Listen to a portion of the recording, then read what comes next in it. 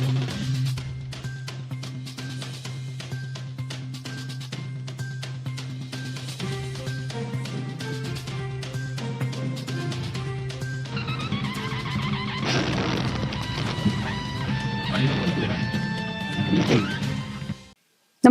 आपण पाहता Hirkani news. Hirkani news प्रत्येक क्षण ताज्या घडामोडी आणि महत्त्वाच्या प्रत्येक बातमीसाठी नेहमी तत्पर. शिरडोन पुलावर पाणी, इचलकरंजी टाकवडे मार्ग बंद. पाणलोट क्षेत्रासह धरण परिसरात सुरू असलेल्या संततधार पावसामुळे पंचगंगा नदीच्या पाणी पातळीत बुधवारी आणखीन वाढ होऊन ती 53 फुटांवर पोहोचली.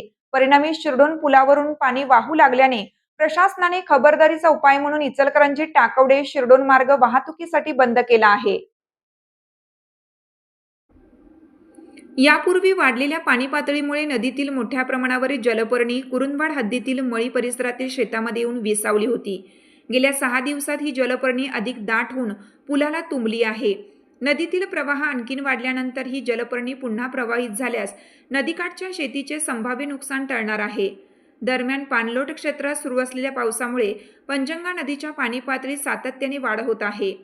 यापूर्वी तेरवाड बंधारा, शिरोळ बंधारा, कुरुंदवाड येथील अनवडी नदी बंधारा आणि राजापूर बंधारा पाण्याखाली गेला आहे.